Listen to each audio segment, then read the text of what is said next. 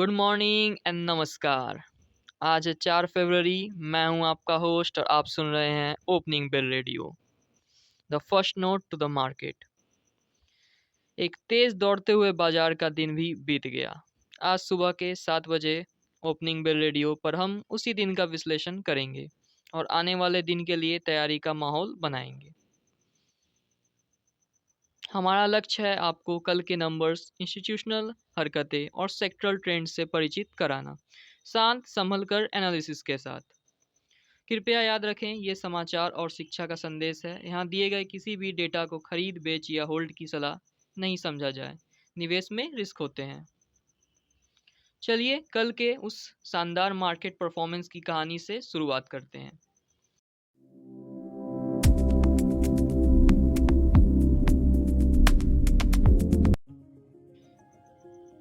कल Indian equity markets ने एक मजबूत तरक्की दिखाई। निफ्टी 50 इंडेक्स 639.15 पॉइंट्स या 2.55% की बढ़ोतरी के साथ 25,727.55 पर बंद हुआ।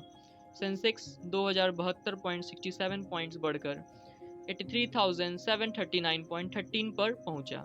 निफ्टी मिड कैप 100 इंडेक्स ने भी 2.84% की छलांग लगाई।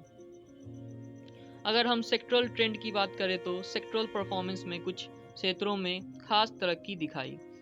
डेटा के मुताबिक अप्रैल सेक्टर कल लगभग 8.22% अप रहे और marine port and services sector 7.87% बढ़ा। ये दिखाता है कि बाइंग इंटरेस्ट ब्रॉड बेस्ड थी और स्पेसिफिक सेक्टर्स में भारी पड़ी। अगर हम टेक्निकल पर्सपेक्टिव की बात करें तो निफ्टी 50 के टेक्निकल इंडिकेटर्स पर एक नज़र डालते हैं। रिलेटिव स्ट्रेंथ इंडेक्स जो कि RSI 39.20 पर है, जो अभी भी न्यूट्रल जोन में है। इसका मतलब है कि तेजी के बावजूद इंडेक्स ओवरबॉट नहीं हुआ।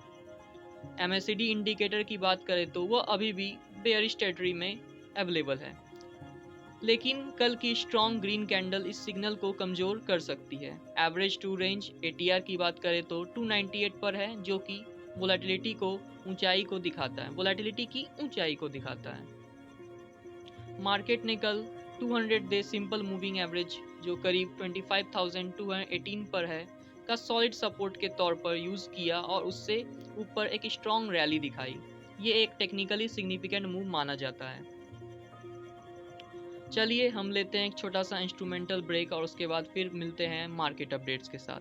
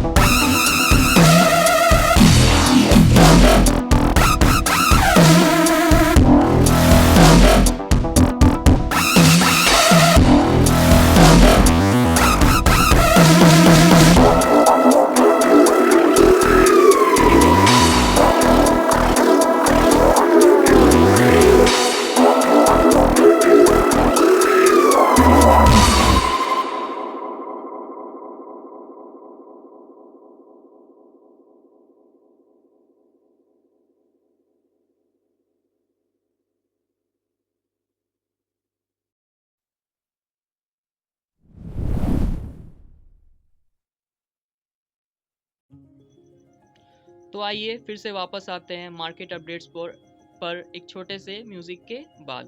तो अब हम बात करते हैं इंसाइडर और इंस्टीट्यूशनल कॉरपोरेट एक्टिविटीज़ की। कल के दिन इंस्टीट्यूशनल और प्रोमोटर एक्टिविटी में कुछ इंटरेस्टिंग डील्स नजर आई। बल्क डील्स में KRM आयुर्वेद में एक एंटिटी एल्गो क्वांट फिनटेक ने शेयर्स बेचे, जबकि एक्सपर्ट प्रो रियलिटी ने खरीदे। आर्मर सिक्योरिटी के शेयर्स में मल्टीपल बायर्स ने बल्क बाइंग की, जिसमें इंटीग्रल टेक्नोलॉजी भी शामिल था जो पहले सेलर था। इनसाइडर ट्रेड्स के मुताबिक जुस्तो रियलफिन के एक प्रोमोटर डायरेक्टर ने 4000 शेयर्स खरीदे। एजिस वोपक टर्मिनल के एक डिजाइग्नेटेड पर्सन ने 22,200 शेयर्स खरीदे। गांधार ऑयल के एक प्रोमोटर एंटिटी ने 40,000 शेयर्स खरीदे, जबकि एक इंडिविजुअल प्रोमोटर ने 15,600 शेयर्स बेचे। अब अगर हम कॉन्टेक्चुअल एनालिसिस की बात करें तो इनसाइडर बाइंग को जनरली पॉजिटिव सेंटीमेंट का एक इंडिकेटर माना जाता है, क्योंकि इनसाइडर्स कंपनी के फ्यूचर के बारे में ज़्यादा जानते हैं। लेकिन इस डेटा को अकेले ट्रेडिंग डिसीजन के आधार में नहीं सोचना और या नहीं बनाना चाहिए। इससे बड़े फंडामेंटल और टेक्निकल एनालिसिस के कॉन्टेक्स्ट में देखा जाना चाहिए। अगर हम कॉरपोरेट एक्शंस की बात करें तो और डिविडेंड्स की बात करें तो कॉरपोरेट एक्शंस की दुनिया भी बिजी रही। कल 48 कंपनीज ने डिविडेंड घोषणा की। आने वाले दिनों में कुछ प्रोमिनेंट कंपनीज अपने शेयर होल्डर्स को डिविडेंड देंगे। आप लोग अपने शेयर्स पर और अपने स्टॉक्स पर नज़र रखते रहिए, क्योंकि डिविडेंड्स कुछ ही कंपनीज में और बहुत जल्द आने वाला है। 4 फरवरी को ITC इंटरिम डिविडेंड दे रही है 6.50 पर शेयर। सन फार्मा 5 फरवरी को 11 पर शेयर का इंटरिम डिविडेंड देगी। GAIL भी 5 फरवरी को इंटरिम डिविडेंड देगी। डिविडेंड एक्स डेट वो डेट होती है जिस दिन से सारे शेयर्स डिविडेंड के बिना खरीदे जाते हैं। एक्स डेट पर शेयर प्राइस में डिविडेंड की रकम के बराबर एडजस्टमेंट होता है। डिविडेंड सिर्फ इनकम का एक सोर्स है, स्टॉक सिलेक्शन का आखिरी पैरामीटर नहीं।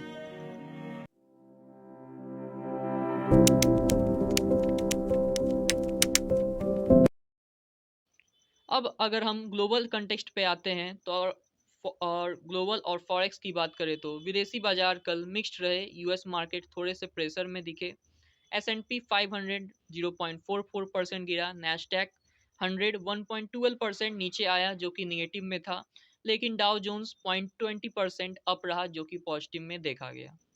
यूरोप भी थोड़ा सा सॉफ्ट रहा। FTSE 100 0.52% गिरा, लेकिन एशिया ने स्ट्रेंथ दिखाई। जापान का निक्के 225 फ्यूचर्स 0.33% अप थे। ऑस्ट्रेलिया का इंडेक्स 0.89% पॉजिटिव में देखा गया।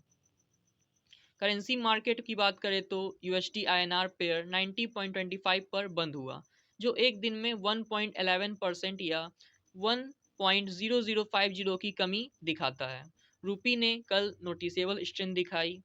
यूरो और पाउंड भी डॉलर के मुकाबले थोड़े से मजबूत रहे। अब अगर हम मैक्रो इम्प्लीकेशंस की बात करें तो रूपी की स्ट्रेंथ अगर जारी रही तो इंपोर्ट हेवी कंपनीज जैसे रिफाइनर्स के लिए मार्जिन बाजी में मददगार हो सकती है। IT सेक्टर के लिए जो डॉलर में कमाती है, ये थोड़ा मार्जिन प्रेशर का कारण बन सकता है। लेकिन कल IT इंडेक्स 1.41% अप रहा, जो दिखाता है कि पॉजिटिव डोमेस्टिक सेंटिमेंट ने इस माइक्रो फैक्टर को टेम्प्रोरी ओवरराइड कर दिया। और कल के US इंडिया के डील्स के बाद और टैक्स के रिडक्शन के बाद इंडियन मार्केट में काफ़ी इम्प्रूवमेंट आज देखने को मिली। अब हम लेते हैं छोटा सा और एक इंस्ट्रूमेंटल ब्रेक और फिर मिलते हैं न्यू मार्केट अपडेट्स के साथ।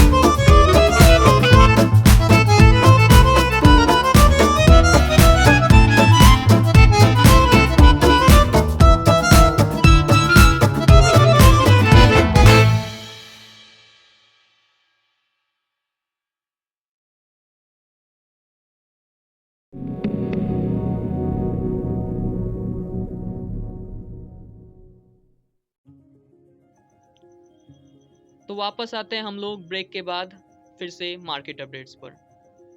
कल का दिन मार्केट के लिए पॉजिटिव था। आगे के लिए कुछ डेटा पॉइंट्स पर ध्यान देना चाहिए जो कि आपके एनालिसिस में काम आएंगे।